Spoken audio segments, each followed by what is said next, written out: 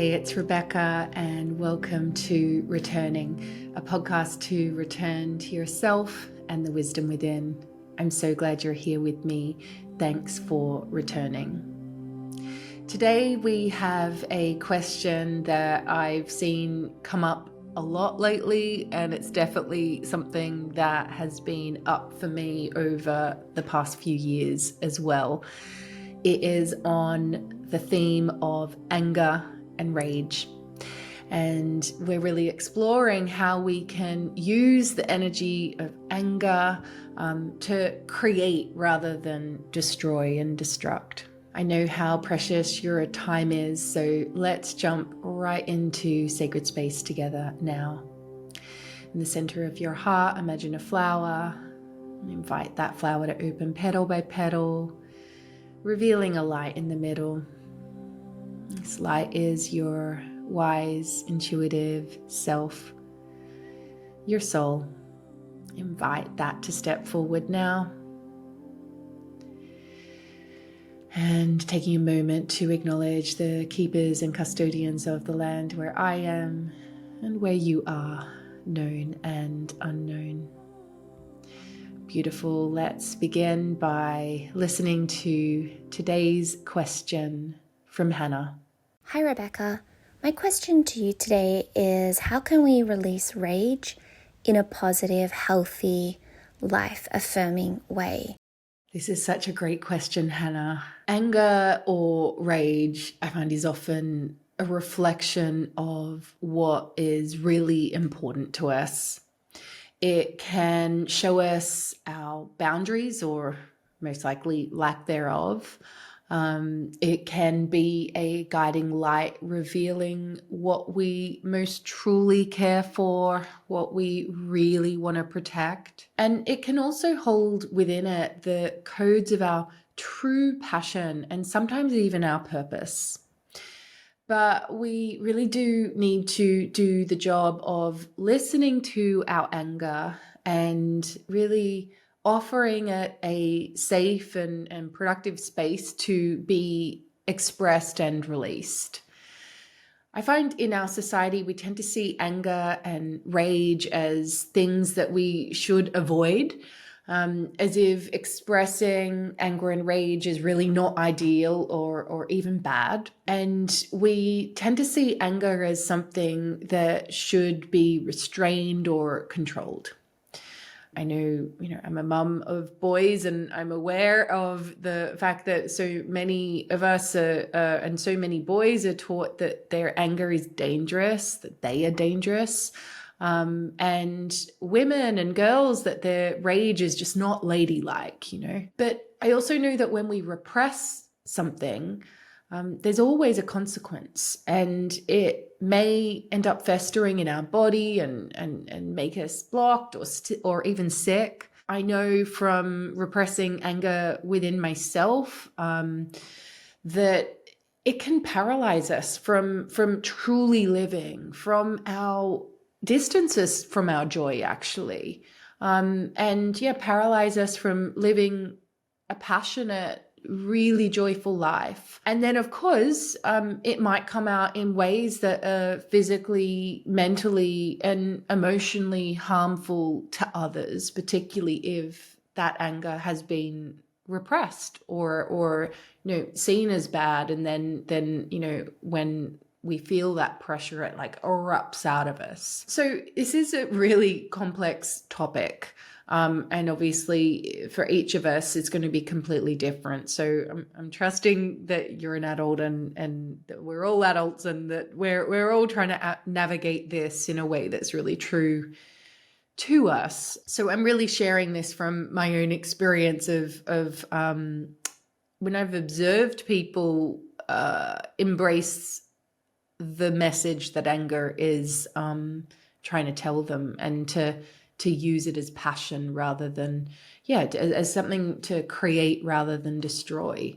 So when we understand our relationship with our emotions, especially the big ones such as anger, and safely let these emotions be expressed, emotions are feelings and feelings in motion, then we're able to really be healthier beings who cause less harm in the world. I believe that, like anything and anyone, the emotion of anger can often soften when it gets truly witnessed, like the essence, the passion within it gets witnessed. And I'm also mindful that this often isn't straightforward when we're in the midst of having these really strong feelings. But like anything on the spiritual path, doing the work to tune inwards and listen deeply to that wisdom within and the fire within us, if it comes within us. And I have an Aries moon, so I can get quite heated up and fired sometimes. But if we do the work of listening deeply,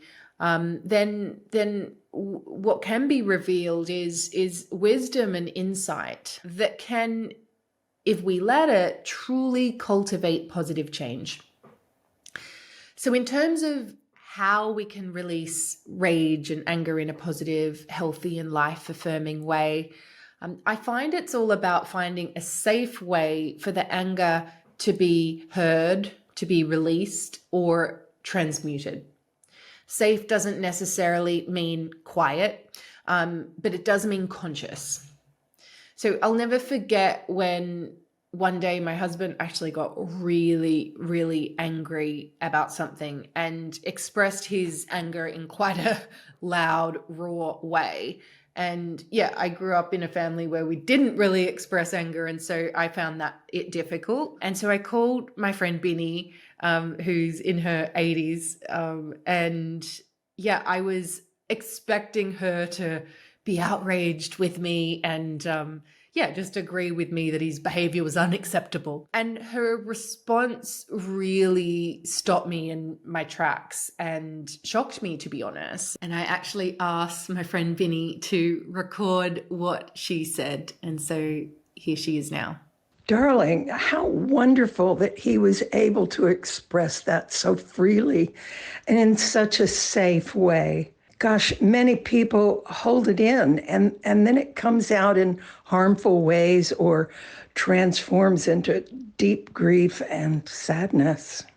You know, I believe that anger is really all of our passion, our life energy that's been held back because it's got a negative thought attached, which is almost always, I'm helpless, hopeless, and powerless to do anything about this. Yep, that's anger. Passion. That moment really flipped my understanding of this creative force that is within us. Anger really is such a strong emotion that can be deeply sacred and holy. Anger delivers clear information to us. It can be used to create incredible things in the world. And if we are to consciously live, then the invitation is to try to understand that information and to embrace the energy and express it consciously.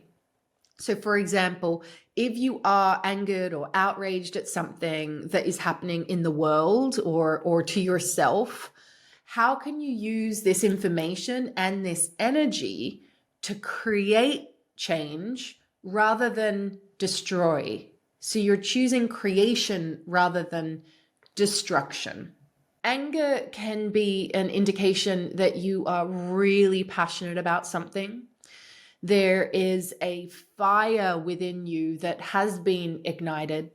And so how can you direct this energy in a sacred way? How can you use this energy to create something new, to birth something new, rather than perpetuate harm? How can you harness the power of the fire within you to create change rather than just burning everything down? Anger repressed can stagnate within the body, and this stagnation and repression can turn into grief. I've definitely experienced this firsthand. I was living in London and was in the early stages of recovering from a breakup of a really long-term relationship. I'd given my absolute all to this relationship. And in some ways, I'd overextended myself more than I probably should have over the years that we were together. And this was a decision I made. I'm not blaming the other person, but yeah, that was the dynamic. And then all of a sudden, about 6 months into the breakup, the breakup had been amicable, and I was struggling to move on because it was such a long-term relationship, which had lasted all of my adult life, really. And even though I knew the relationship wasn't in my highest good, I'd chosen to be out of it. It was an amicable end. It took me finding out that he'd moved on in a new relationship for this unrepressed rage that I'd pushed down within me to erupt. And yeah, it was like years and years of pushing it down had left me frozen and stuck. And sad. But this information that caused this familiar frequency of the anger, which I'd pushed down, began to bubble up within me. My friend, who was also a therapist, suggested I do something to safely express this rage, to kind of like cut the cord and just like get the emotion out of me. So it's like it's not frozen within me. I'm letting the feelings move. And so together we came up with a plan. It was our own little cord cutting ritual to express this anger. And I did this ritual, and I've got this ritual in the sanctuary. I've just shared it recently, where we did a symbolic cord cutting ritual. And then as part of the ritual, this is like a little add-on just for me, I gathered a couple of old jam jars from the fridge and went into my little courtyard of my tiny little studio apartment I was living in at the time. And I put down a really big sheet, like a bed sheet on the ground, and took a deep breath, like took a couple of steps back and harnessed all the energy within me, all the anger that was like red hot within me, and threw these jam jars against the stone wall, and hearing and watching them smash against the wall was so satisfying. I let out a few like very loud screams after each smash, which was very satisfying as well, with the intention of getting this emotion, this repressed frozen anger that was within me, out of me. And I kept going until it felt complete. And I must have been so loud because my neighbor heard me and was like, oh my gosh, are you okay? But the amazing thing is I'd never even met my neighbor from upstairs. She came down and we ended up, she invited me over for a glass of wine after, and we became great friends. And so I always laughed that, like, yeah, expressing the anger called her in. But yeah, in order to really integrate that change, I then created a playlist of really high energy kind of intense songs that felt like it allowed that moving of the big emotion out of me. And so I had this playlist, which I listened to for 21 days. And as a daily ritual, I did a shaking dance practice where basically for one song, I would shake out any sadness or any anger from my body. And yeah, so it might be shaking it from my leg, shaking it from my arm, shaking it from my head, shaking my belly, wherever I felt it, I would like shake it out. And if I needed to sound, I would do that as well. And it was amazing. I felt so liberated and inspired and freer than I had for such a long time, and maybe even more alive than I had for at least a decade, if not ever. So it was such an amazing thing to do. And yeah, soon after, interestingly, I then gathered up the courage. I got a lot of courage from expressing this anger because I think it just wasn't frozen in my body anymore. And so, yeah, I gathered up the courage to put on my first workshop, which I had been called to do for such a long time, but had been avoiding it because I was scared. And so, yeah, moving the energy out of my body in a safe way seemed to really shift the sadness and fear in my body and create space for something new. And interestingly, I met my husband a couple of months after that as well. And so I wonder if had I not done that, the safe release of that anger, like would that relationship have come in? So yeah, I find it very interesting. And another time when I remember experiencing like a lot of anger and rage was actually when I had my first baby. And yeah, I experienced something that I refer to as like postpartum rage. I know that I've spoken to quite a few friends who I became a mum in the pandemic. And so it's a couple of friends who became mums in the pandemic who resonate with my experience and the rage that I had felt. But I also have friends who have experienced this in postpartum anyway. I know our hormones are all over the place. We're sleep deprived, and we've just been through, and we are in this initiation of changing who we are, becoming mothers. So it really hit me strongly. And yeah, it was obviously at a time where there was a lot happening on the planet. And I do think that for me played a big part of it. So it was almost like I birthed my son, the planet was rebirthing, I was being rebirthed as a being initiated into motherhood at that time without any community around me because of lockdowns and all of that. And so yeah, all of a sudden it felt like, as well, since I had just become a mum and looked down at my son and this world that he had inherited by being born here, and I realized in that moment how deeply attached I was to this world in a way that was much more than before. Every part of my being wanted to protect my baby, and as a result, the well-being of this planet in a way that I could not even fathom before. I began feeling so angry at the state of the world that we and previous generations have created, and also just like fearful of the world that my son and those who'd come after him were going to inherit and had inherited. I think also there was other stuff happening, as I'm sure, everyone had their own personal syllabus during COVID, and I'm sure it still continues on in ways that we're yet to kind of have distance to properly understand. But what I noticed myself was the rage I was feeling when I actually went into it. It was actually very sacred and holy, and it also had a very big edge to it, which, being sleep deprived did not help. The lockdowns and border closures did not help as well. And at times it was very difficult to harness. It would come on at night, actually, when my son was asleep, and it was like the world was asleep, and it would erupt within me in like a volcano, and I would like try and scream into the pillow. I was trying to like get it out of my body. And at times it really was difficult to harness. And I also remember this one point making a conscious decision to use it to play my role in birthing something new. And soon after that, I actually ended up creating my Inner Temple Mystery School training, which, I think is in a way is my response to this world that where our children and the young ones still to come are inheriting.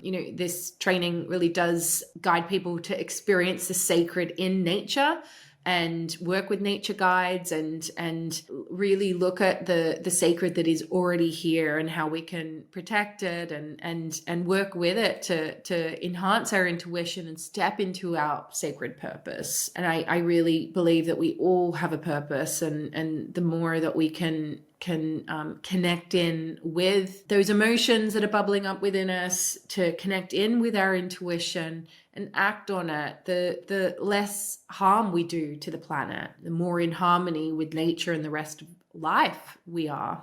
So because dealing with passion and anger and even rage has been a very big challenge for me on my path, I've actually created quite a few tools on it. And the first one I did was a transmuting anger and frustration journaling workbook, which I shared in the Sanctuary membership. And that was super popular. I didn't expect it to be that popular, but it turns out I wasn't the only one who was dealing with anger. And then so I created a new meditation just recently called the Alchemizing Anger Meditation, which again was super popular. I think that we really do need to look at those emotions that come within us and look for positive ways to do it. Now more than ever, we really do need to perhaps embrace what is and alchemize that rather than just bypass it and push it down. And, we don't have time to just, repress it all. These times are birthing times. They're changing times. And I do believe that we all choose to be here on this planet, in this body at this time. And so, our emotions, can be information. Our anger can be information.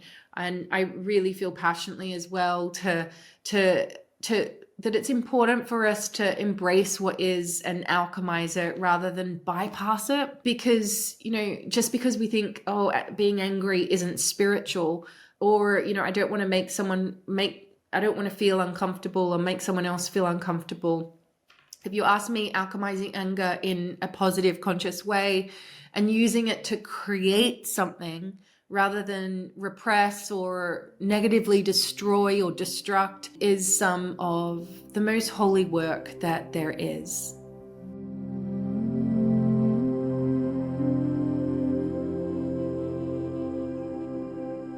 Soul inquiry is a practice where we enter into a direct dialogue with our inner self. I like to write my answers down as I find I receive more deeply that way, but feel free to do what works for you. Today's soul inquiry prompts are: what makes you feel furious, angry, or full of rage?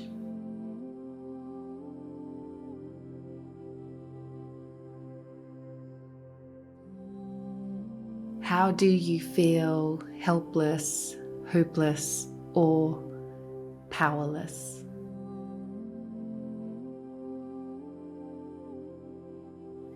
And how can you consciously use this energy that you feel within you to create something new?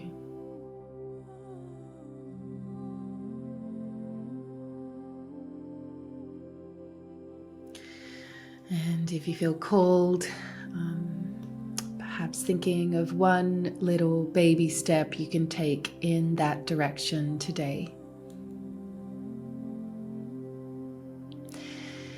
Let's all share a deep breath together as we close this sacred space that we've stepped into. I'm so grateful for you being here.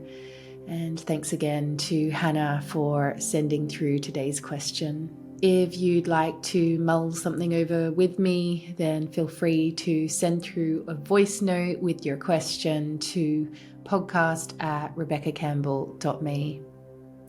If you'd like to keep returning to yourself and returning here with me, then please hit subscribe.